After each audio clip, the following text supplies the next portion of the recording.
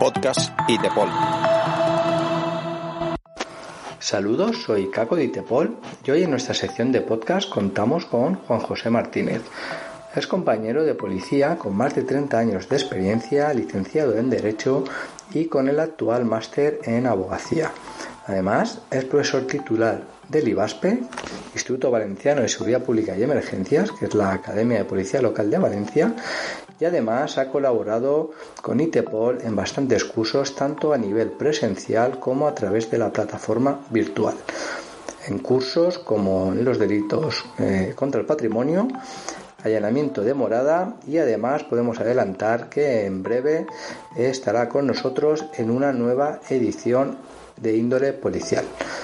Además, con nuestro ponente, que es conocido en nuestros foros como JJ, vamos a tratar en la entrevista un tema de actualidad y que puede generar bastante controversia a nivel de actuación policial, como es el tema de las ocupaciones.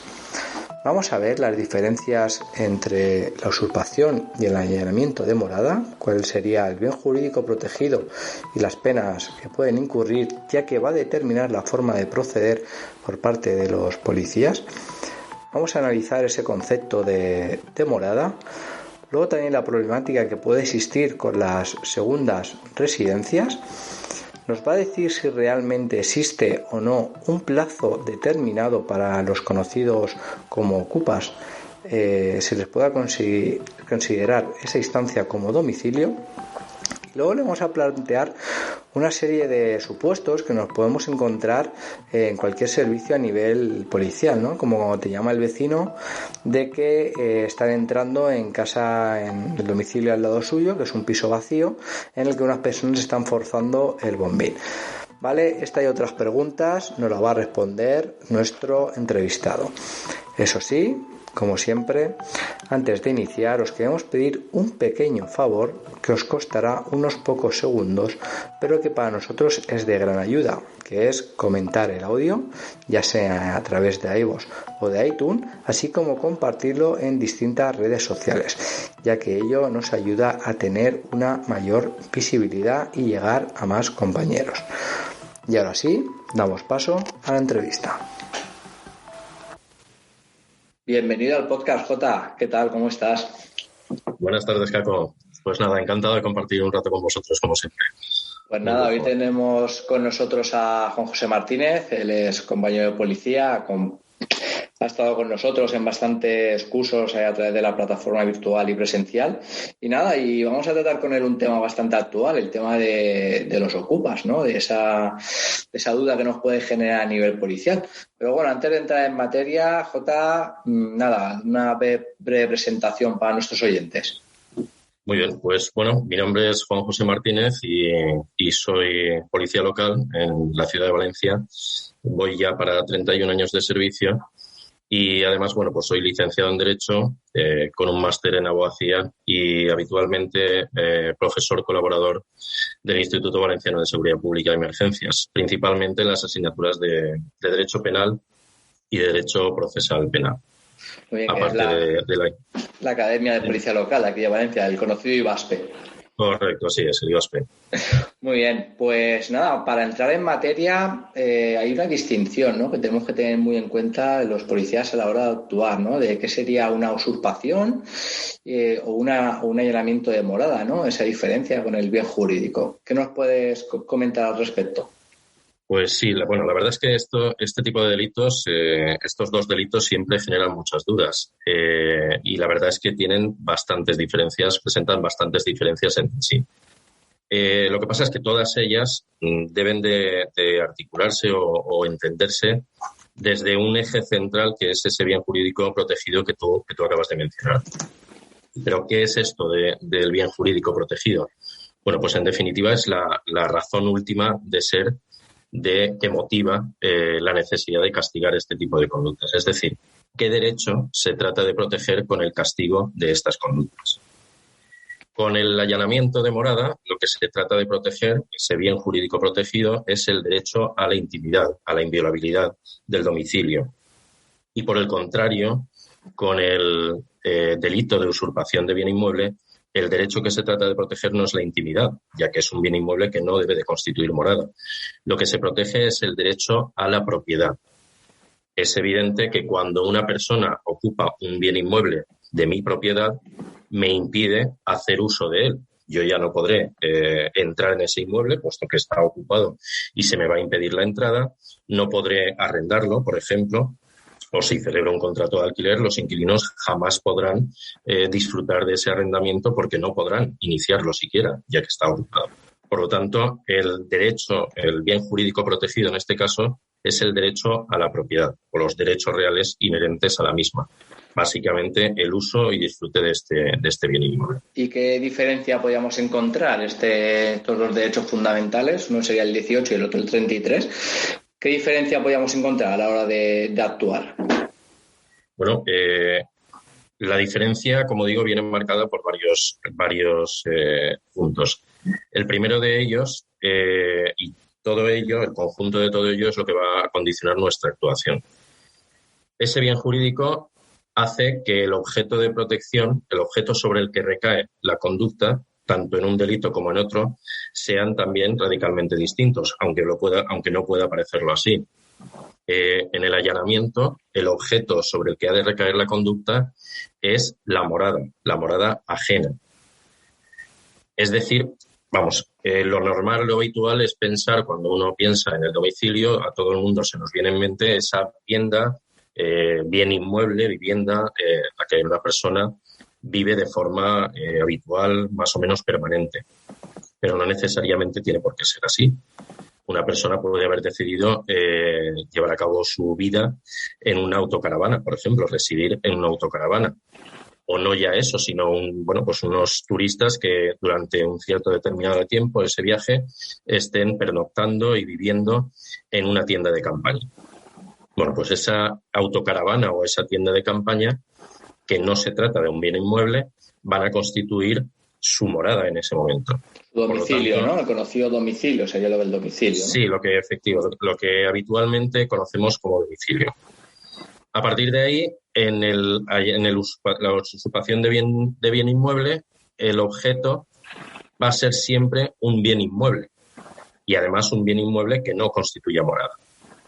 Y bueno, con el bien inmueble también en este delito tendemos a identificar siempre una vivienda, que de hecho es lo más habitual en este tipo de ocupaciones, pero no necesariamente tiene por qué ser así. El objeto puede ser cualquier tipo de bien inmueble, inclusive, por ejemplo, un solar, aunque sí es cierto que lo más habitual es que sea esa vivienda que no constituye morada. Además de este objeto que diferencia un delito de otro, también la conducta es radicalmente distinta. De una primera lectura de estos delitos podríamos entender que está castigando la misma conducta. En ambos, de hecho, habla de aquel que permaneciere en contra de la voluntad de su morador o su titular, según el caso. Pero la realidad es que en el allanamiento de morada, teniendo en cuenta que lo que se protege es ese derecho a la intimidad, se castiga la simple entrada. El mero hecho de entrar, sin necesidad de que esa persona que entre, que acceda a la vivienda, tenga ninguna vocación de permanencia, ya es castigado. Por el contrario, en la usurpación de bien inmueble se utiliza el verbo ocupar en contra de ese verbo entrar que utiliza en el delito de allanamiento. El verbo ocupar implica una cierta vocación de permanencia, es decir, aquella persona que accede al inmueble tiene la intención de ocuparlo, de permanecer en él, de tomar posesión del mismo. De ahí que el derecho protegido sea el derecho a la propiedad. Se me sustrae, por así decirlo, ese bien inmueble de mi propiedad. Y por último, y también en consonancia con ese bien jurídico protegido, y que de hecho va a condicionar también nuestra actuación, es la pena con la que está castigada cada uno de estos delitos. En el delito de allanamiento se castiga con penas de prisión de 6 meses a 2 años, en contra de una pena de multa de 2 meses a 6 que se establece para la usurpación de bien inmueble. Esto de hecho, lo convierte a partir de la reforma del Código Penal del 2015, convierte a este delito de usurpación de bien inmueble en un delito leve, entendiendo siempre en las modalidades no violentas de estos delitos. Y luego lo veremos que también habrá una forma distinta de proceder a la hora de intervenir en ambas actuaciones por parte de las fuerzas y cuerpos de seguridad, ¿no? Si tenemos que proceder a la detención o no hay que proceder a la detención. Claro, como he dicho, es un delito leve y eso condiciona sin duda nuestra intervención. ¿Qué elementos podría detectar un policía que llega a un domicilio y para ver si realmente se está produciendo un allanamiento o una usurpación, ¿no? Dentro de la vivienda puede haber algo de algún tipo de indicio que digas aquí viven o aquí no viven? Bueno, desde luego hay que descender siempre al caso concreto, pero el hecho de la existencia de los determinados enseres que pueda haber en esa vivienda es lo que nos va a condicionar para saber si estamos ante un delito de usurpación o ante un delito de allanamiento. En definitiva, cómo se configure esa vivienda. Además de, lógicamente, las testificales que tengamos, no ya del perjudicado, lógicamente, sino de otros posibles testigos. También hay que tener en cuenta que, en todo caso, necesitaremos, aunque es un delito perseguible de oficio, necesitaremos, la usurpación me estoy refiriendo, necesitaremos de esa voluntad contraria del perjudicado. Por lo tanto, de él será del que más podamos obtener esos datos que nos permitan saber si es un inmueble que no constituye morada o, por el contrario, es esa segunda residencia que se suele llamar a veces. Has estado mencionando el concepto de morada, ¿vale? Yo te he dicho el tema del domicilio. ¿Tenemos algún concepto jurídico al respecto sobre la materia? Sí, bueno, cuando he hablado de morada sí que hemos hecho alusión al concepto de domicilio y siempre tendemos a equiparar uno y otro. Y en cierta forma es así. Lo que ocurre es que el concepto de morada es mucho más amplio que ese, digamos, tradicional concepto de domicilio. Es decir, aquella vivienda en la que una persona reside de forma más o menos permanente o habitual y en la que, bueno, pues recibe de forma normal sus notificaciones, la correspondencia, etc. El concepto de morada va mucho más allá de este concepto administrativo. Es cualquier lugar, teniendo en cuenta que ese bien jurídico protegido es el derecho a la intimidad, es cualquier lugar en el que la persona haya decidido desarrollar ese ámbito de privacidad. El Supremo lo que ha dicho es que va a ser cualquier lugar, generalmente será un lugar cerrado y techado, pero en definitiva cualquier lugar en el que esa persona desarrolle allí su ámbito de privacidad, su vida privada, íntima, ya sea de forma individual o familiar, pudiendo serlo sin necesidad de que requiera unas determinadas características. Es decir, pues por modesta que sea esa vivienda o ese lugar, con independencia del estado de conservación que tenga el mismo y pudiendo pasar desde una simple chabola hasta una tienda de campaña, como hablábamos antes, o una autocaravana, la habitación de un hotel o, por supuesto, pues una vivienda habitual, como tal, entendiendo como tal ese concepto tradicional de domicilio, y también las segundas residencias, esas que son viviendas de temporada. Exacto, hablando sobre esas segundas residencias, ¿no? Por ejemplo, ahora este año que hemos pasado el tema de la pandemia, imagínate que yo tengo, que no es mi caso, tengo mi vivienda habitual, luego tengo mi apartamento en la playa y pues tengo mi casa en otra comunidad, que este año pues a lo mejor no he podido ir por la situación, porque no se ha podido salir de la comunidad, y me entrasen. Pero yo allí tengo mis enseres, pues tengo algo de alimentos en lata, tengo ropa, tengo, no sé, mi cepillo de dientes y tal. ¿Se consideraría también residencia morada? Sí, efectivamente. Como digo, el concepto es mucho más amplio de ese concepto administrativo. Es decir, no es el domicilio fiscal. O mejor dicho, el hecho de que nosotros tengamos un domicilio fiscal o un domicilio reconocido a efectos administrativos no implica o no excluye el hecho de que podamos tener otro tipo de moradas, estas segundas residencias. Lo importante es la actividad que nosotros vayamos a llevar a cabo en esa segunda residencia, aunque sea de forma puntual o concreta en un periodo determinado de tiempo. Vale, entonces, para concretar, llegan los compañeros a un apartamento, un chalet, y le llama a la vecina, oye, que han entrado aquí tal, los dueños hace tiempo que no vienen, pero sé que es su segunda o su tercera residencia. Llegas allí y sí, han entrado, pero claro, pues ves allí, pues no sé, ropas, lo que hemos hablado antes, comida y demás. Entonces ahí estaríamos hablando ante un allanamiento de morada y no lo que podría ser una usurpación. Correcto. Sería lo más oportuno pensar si todos esos elementos apuntan en ese sentido, estos indicios, entender que lo que se está produciendo allí es un delito de allanamiento de morada. Vale, para el tema, hace un tiempo atrás salía una noticia de que si pasan 48 horas ya se considera tu vivienda. Entonces generó mucha controversia, sobre todo ya sabes que a nivel medios informativos no nos suele acompañar mucho. ¿Vale? ¿Qué nos puedes decir al respecto? ¿Hay un tiempo mínimo para que se considere tras una ocupación que se considere que es tu vivienda? Bueno, yo también he oído hablar en alguna ocasión de ese plazo y esas 48 horas. En realidad no hay ninguna norma que establezca ningún plazo, ni existe un plazo concreto para entender que ese edificio, ese inmueble que se ha ocupado, puede constituir ahora morada de ese ocupante.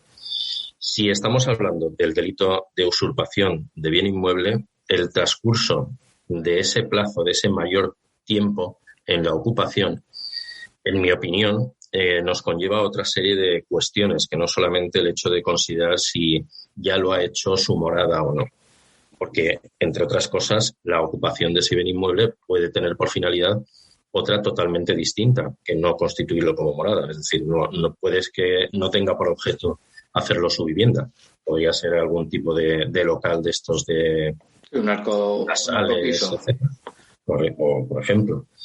Por lo tanto, lo que nos determina, en mi opinión, como digo, el mayor o menor transcurso del tiempo es el hecho, son varias cosas, pero primero el hecho de tener constancia de si existe oposición por parte del titular de ese inmueble. Es decir, el delito de usurpación de bien inmueble lo que castiga es la ocupación y la permanencia en contra de la voluntad. Es evidente que cuando alguien accede fracturando la puerta o una ventana a ese inmueble, carece de la autorización del titular. No es lógico tener autorización del titular y tener que forzar esa puerta o esa ventana. Pero una vez está permanece ya un tiempo ocupando ese inmueble, es posible que el titular, si bien no prestó su consentimiento en un momento inicial, con posterioridad, habiendo tenido conocimiento de esa ocupación, no se haya opuesto, no haya llevado a cabo ningún acto que trate de desalojar a esos ocupas o les haya hecho saber, como mínimo, que no permite, que no consiente esa ocupación. Sí, si eso fuese así... Las acciones reivindicatorias, ¿no?, que tienen en materia civil. Sí, correcto, aunque hubiese sido una simple advertencia. Si eso es así, podríamos entender que existe un consentimiento tácito y, por lo tanto, esa ocupación podría no ser constitutiva de delito. Ese es uno de los factores que nos influye cuando ya ha transcurrido un cierto tiempo. Y, por otra parte, si estamos hablando de nuestra intervención y siempre la duda de si hemos de entrar, desalojar, etcétera, recuperar, digamos, esa propiedad, el mayor transcurso del tiempo, evidentemente, va a condicionar nuestra actuación. En modo alguno cabe a priori entrar por propia autoridad, es decir, sin mandamiento judicial. Habrá que requerir o habrá que solicitar el auxilio judicial. Ahí estaríamos hablando en el caso de la usurpación. Correcto. Vale. Por ejemplo, lo que has comentado, el tema de que fracturan la puerta, o sea, es decir, aparte de la usurpación, el allanamiento, hay daños, ¿vale? Daños en la propiedad, se han llevado objetos, porque te dice la vecina que, no sé, se han llevado la tele, se han llevado, no sé, la Thermomix, se me ocurre, ¿vale? Sí. ¿Eso también podría agravar la situación? ¿La modificaría en algún sentido?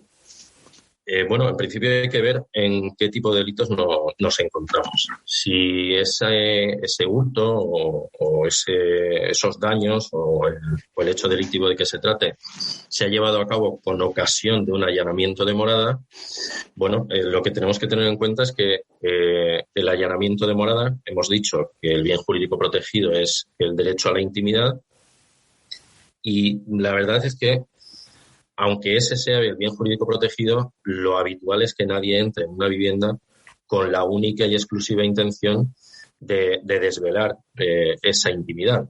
Lo normal, lo habitual, es que tenga como intención otra finalidad, como pueda ser el hurtar un objeto que sabe, que conoce, que allí se guarda, o simplemente el producir unos daños o cualquier otra. El Supremo ha establecido que no es necesario un dolo específico para el allanamiento de morada, y es suficiente con ese dolo genérico de conocer que se trata de una morada ajena y que no se tiene el permiso para entrar en ella. A partir de ahí, lo que se cometería son dos delitos: el delito de allanamiento de morada y el delito de hurto o el delito de daños que procediese. Delito de hurto o de daños que, según el caso, pues se trataría como un delito leve o menos grave en función de lo hurtado o de la cuantía del daño. Entonces estaríamos hablando que hay un concurso, entiendo, ¿no? Correcto. Perfecto. Ahora, imagínate un supuesto, ¿vale? Que es muy habitual hoy en día, pues seguramente que muchos compañeros dirán, pues a mí eso me ha pasado. No, te llama el vecino, ¿no? Que ahora están pues empatizan con la situación y enseguida te llaman, oye, mira que hay aquí unas personas que no conozco, no son de la vivienda y que he visto que están ahí intentando cambiar el bombín, poder venir rápido, que no los conozco. ¿Vale? Llegas allí y ves que realmente sí, que en el suelo hay restos de la madera, de la puerta y tal, y ves el bombín que está completamente nuevo. ¿Cómo procederíamos en esa situación? De nuevo tendríamos que saber qué tipo de vivienda estamos.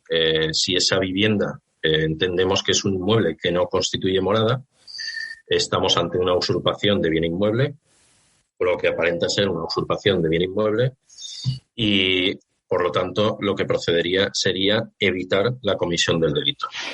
A partir de ahí, tendríamos que intervenir, podríamos llegar a acceder a ese inmueble y a desalojar a esos ocupantes, siempre y cuando estemos en esa certeza de esa relación de inmediatez.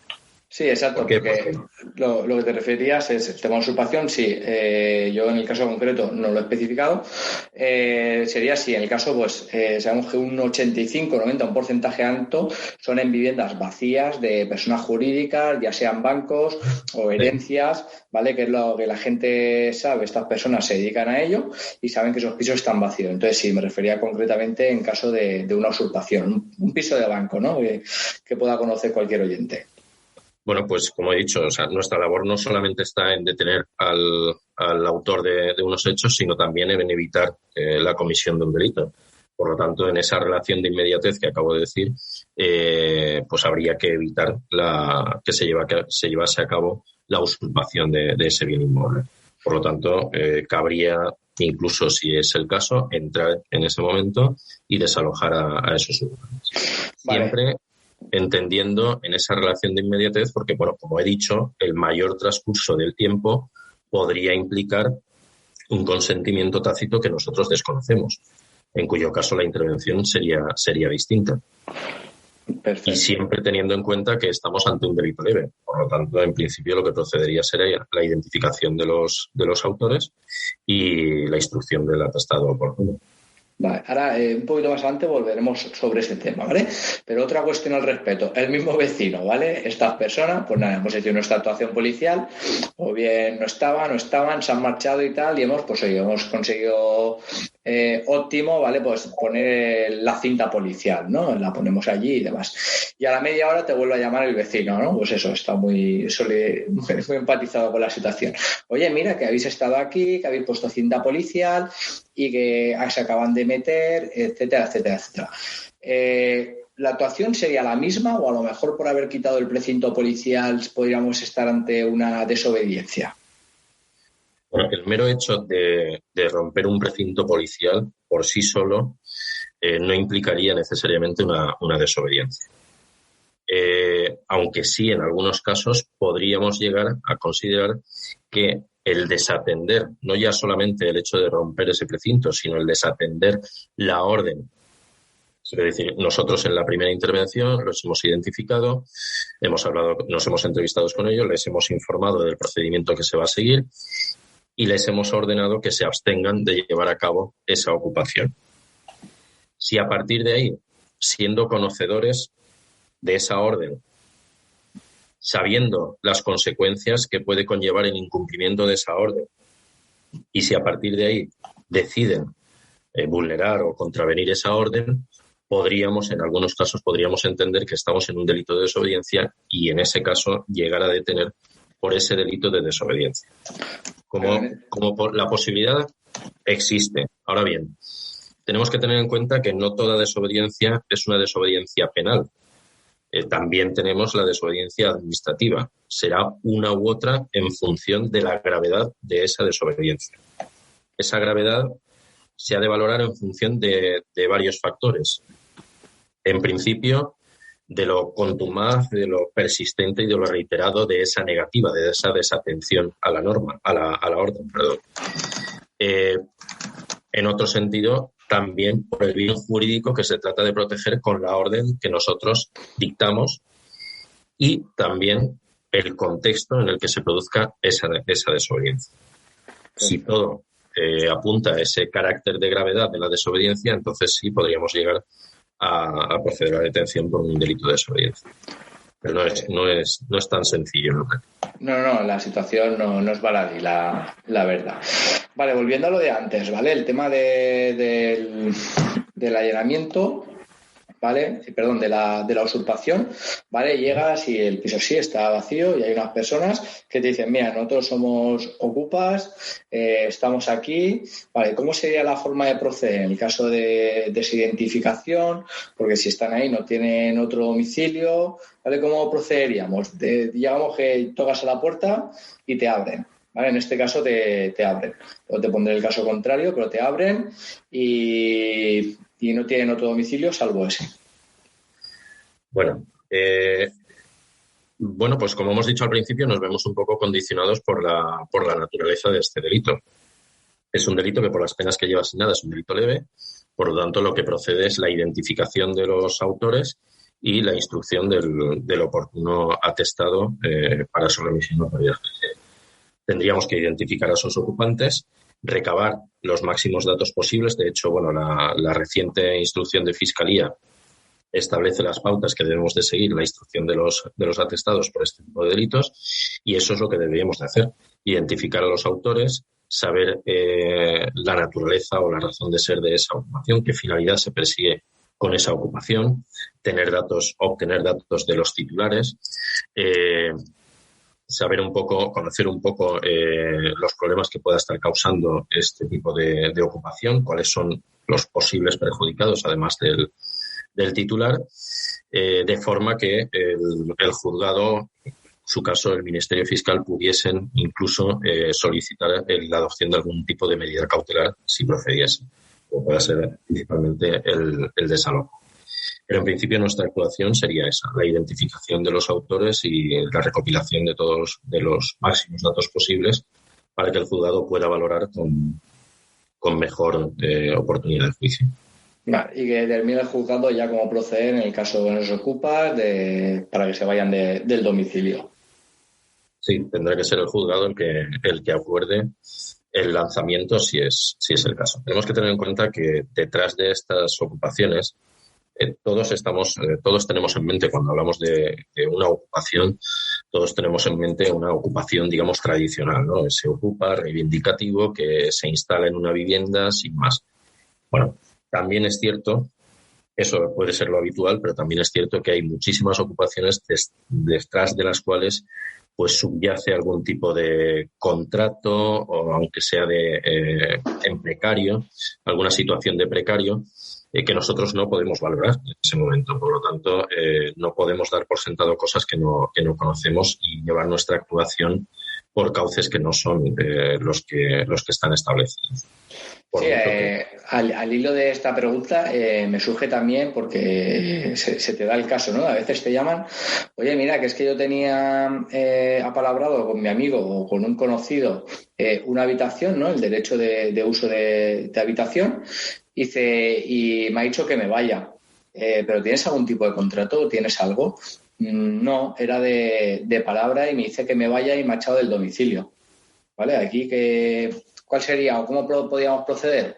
Aparte de que ya en todo caso sería en vía civil, ¿no? La que debería de establecerlo. Sí, correcto. En principio, ahí lo que existe es un incumplimiento de contrato, entendiendo como contrato ese pacto, ese acuerdo verbal. Por lo tanto, lo que procedería es la vía civil, salvo situaciones puntuales en las que entendamos que puede existir, en el supuesto que tú me planteabas, me ha echado de la vivienda, podamos entender que existe un delito de coacciones, lo cual tendríamos que estudiar pormenorizadamente para saber si efectivamente existen o no unas coacciones y qué tipo de coacciones, si un delito leve o un delito menos grave de coacciones. Pero a priori eso es una cuestión contractual que deberían ese desacuerdo, digamos, es una cuestión civil que deben de dirimir en esa vía, en el juzgado de lo civil. Vale, ahora te voy a hacer una pregunta bastante controvertida, ¿vale? Al igual que antes te he dicho que ibas al tema de los ocupas y que te abrían la puerta y se te identificaban, en este caso no te abren la puerta. Son todo problemas, por mucho que dices que eres policía, no te quieren abrir, no te quieren abrir, no te quieren abrir.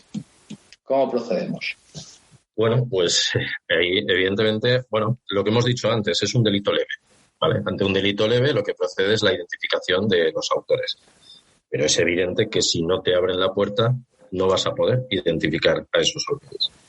A partir de ahí, podemos entender que esa negativa a abrirnos la puerta constituye una negativa a identificarse y que esa negativa a identificarse constituye una desobediencia que por el momento en el que se produce y las circunstancias es una desobediencia que tiene el carácter de grave y de ahí podamos proceder no solo a la detención, sino que ese delito menos grave de desobediencia, que además se está cometiendo en ese momento, por tanto, de forma flagrante, nos habilita para la entrada y la detención por ese delito de desobediencia y luego le imputamos además el delito de usurpación de bien inmueble. No sé si me he explicado en ese íterin. Bueno, es cierto que la negativa a identificarse, en principio, puede conllevar un delito de desobediencia. El artículo 16 de la Ley Orgánica de Protección de Seguridad Ciudadana dice que en los casos de negativa se estará lo dispuesto tanto en el Código Penal como en la Lecrim y también en esa ley. Por lo tanto, esa negativa puede constituir un ilícito administrativo, pero también un ilícito penal, un delito de desobediencia. Ahora bien, hay que tener en cuenta que esas personas a las que tratamos de identificar, las tratamos de identificar porque han cometido un delito. ¿Qué delito? Pues el delito de usurpación de bien inmueble. Por lo tanto, si ya han cometido un delito, aunque formalmente no estén detenidas ni se les haya imputado, estas personas, como autoras de un delito, el primer derecho que tienen es el derecho a no declarar y a no confesarse culpables. Y la mejor forma de no declarar y de no confesarse culpable es no decir quién soy. Por lo tanto, la realidad es que no están cometiendo un delito de desobediencia por no identificarse. Lo que están haciendo es ejercer, entre comillas, ese derecho de no confesarse culpable. Esto es lo que se llama el autoencubrimiento impune, ¿vale? Cuando tú sorprendes a alguien que acaba de robar en un comercio y le das el alto y sale corriendo, le has ordenado que se pare. Y sin embargo ha salido corriendo. Cuando lo coges, si es que lo coges, le imputarás el hecho que haya cometido, el robo, el hurto que haya cometido, pero no se le imputa además un delito de desobediencia. Y esto es así por eso, por ese principio, o el conocido principio de autoencubrimiento impune. Por lo tanto, no se estaría cometiendo un delito. A partir de ahí, ¿qué es lo que implica esa negativa a identificarse? Bueno, pues únicamente la posibilidad o un argumento que refuerce la necesidad, si es el caso, de solicitar el auxilio judicial o de que el juzgado o el Ministerio Fiscal inste la adopción de una medida cautelar. De hecho, la instrucción a la que antes hacía referencia de la Fiscalía sobre este tipo de delitos ya contempla esa posibilidad. Es decir, la medida cautelar sobre la que habla esa instrucción, que es el desalojo, esa instrucción lo que se cuestiona es la posibilidad de adoptar una medida cautelar, como es el desalojo, en el curso de un procedimiento que es un delito leve y que carece de una fase de instrucción. Bien, y a partir de ahí dice que es posible adoptar esa medida cautelar. Esa medida cautelar, en principio, debe de adoptarse escuchando a todas las partes, dando la opción a ser oídos, inclusive a los ocupantes. Si esta instrucción ya dice que es posible adoptar esta medida inaudita aparte, es decir, sin oír a estas personas, porque sean ellos mismos los que impidan ser oídos porque no se hayan identificado. Por lo tanto, lo que procede es, si llega el caso, solicitar el auxilio judicial si así lo conocemos. Pero no incurriría en un delito de desobediencia. Nos tenemos que quedar con el concepto ese de autoencubrimiento impune, ¿vale? Correcto. Vale, para hacer un breve resumen de todo lo que hemos hablado, de la forma de actuación ante un allanamiento o una usurpación. Ante un allanamiento de morada es un delito menos grave, procedería a detención, ¿vale? Atestado, información al juzgado de los hechos y detención de los implicados. Ante una usurpación no hay vivienda, ya sería un delito leve. En este caso, le podemos informar de que abandone la vivienda y sin detener, sin previa identificación, se informaría también informando al juzgado al respecto. O también puede ocurrir que ellos mismos se identifiquen, pero no quieran salir del domicilio. Entonces, sería ser el juzgado el que establezca ese lanzamiento. ¿Es así? Correcto. Si es en el delito de usurpación, si se acaba de cometer, sí que podríamos, si se está cometiendo en ese momento, se está produciendo la ocupación en ese momento, sí que podríamos impedirla. Si no, lo que tendríamos que hacer es, como hemos dicho antes, recabar todos los datos e informar al juzgado.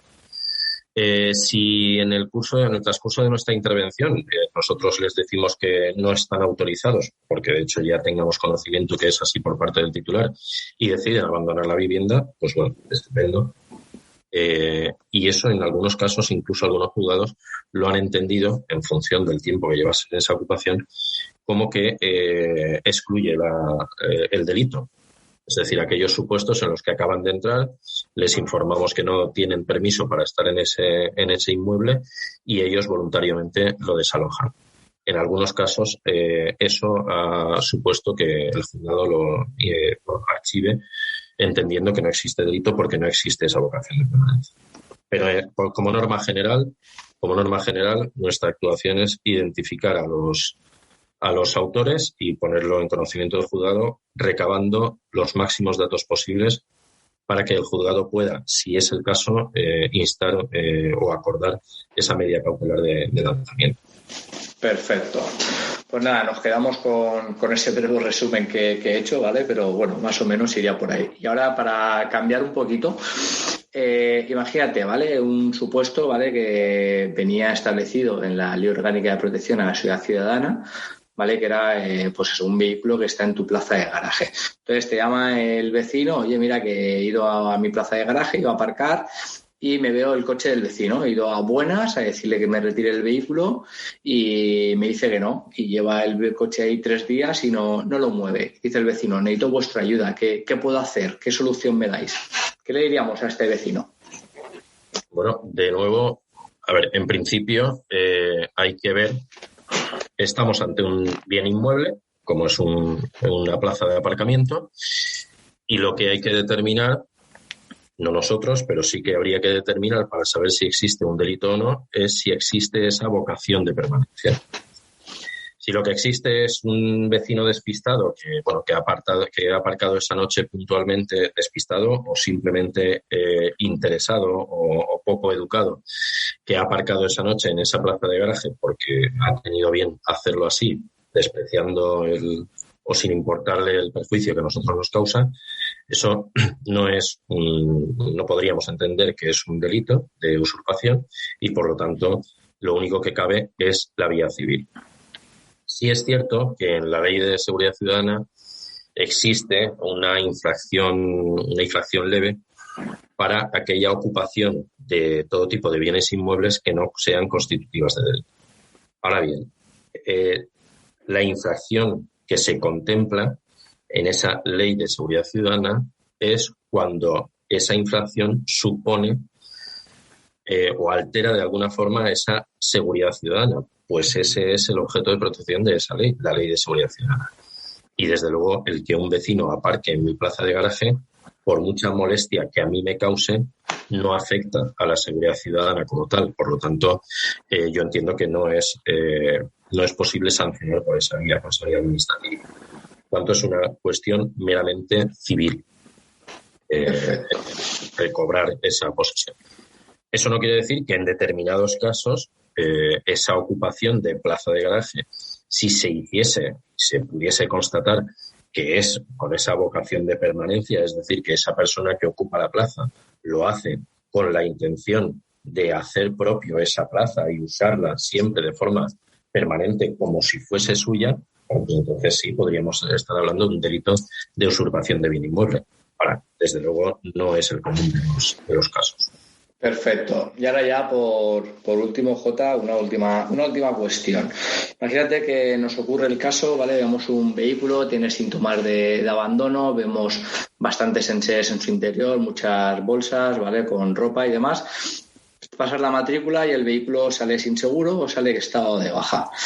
Y entonces dices, bueno, voy a llamar a la grúa para retirarlo de la vía. Y aparece el titular y te dice que no, que ese vehículo, que él es donde él duerme, que él tiene su ropa, que lo ves, que realmente tiene ahí su ropa, tiene también pues algunas latas, tienen seres personales.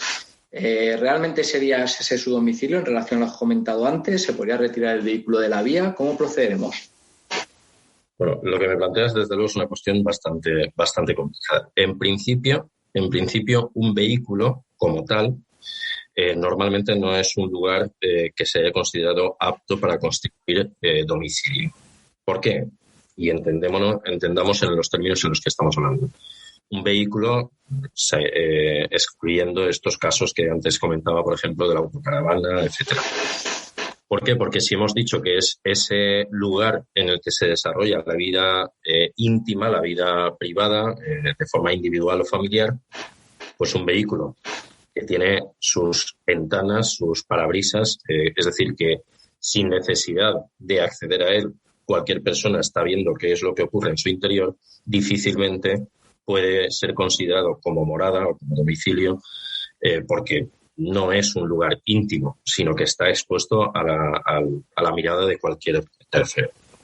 Ahora bien, si efectivamente está viviendo allí, inclusive máxime si lo tuviese pues tapado o de alguna forma dispuesto para protegerlo de esa mirada de los terceros, pues podemos entender que es su domicilio. Y con independencia de la protección que tenga de esa intimidad, por lo que se haya preocupado de protegerlo frente a esos terceros, si es donde esa persona habita, pues lo más oportuno sería ponerlo en conocimiento de la Administración y que la Administración sea la que adopte una resolución.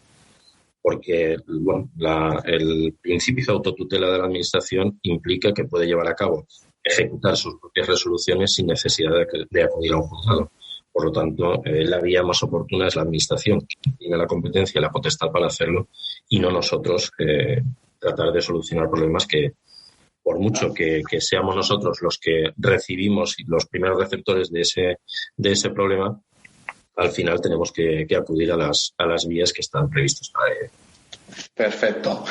Pues nada, Jota, por nuestra parte yo creo que debe de quedar bastante claro para los compañeros que nos están oyendo esa diferencia y cómo proceder, ¿no? Yo creo que esas dudas que se hayan podido generar estarán más resueltas.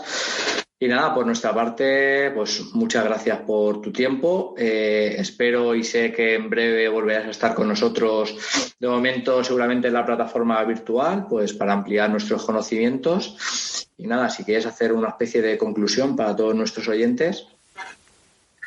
Bueno, pues nada, antes que nada decir que desde luego gracias a vosotros por permitirme siempre estar aquí. Por lo tanto, es un lujo compartir este rato con vosotros.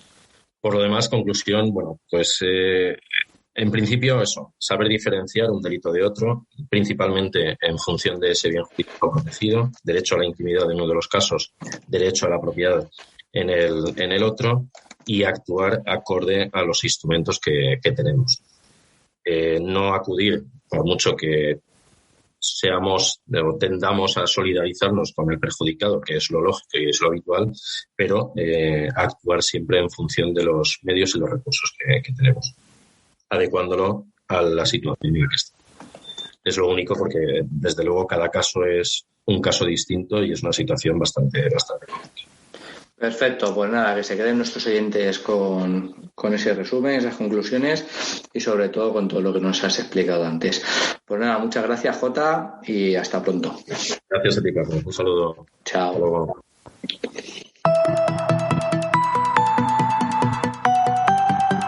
Podcast ITEPOL.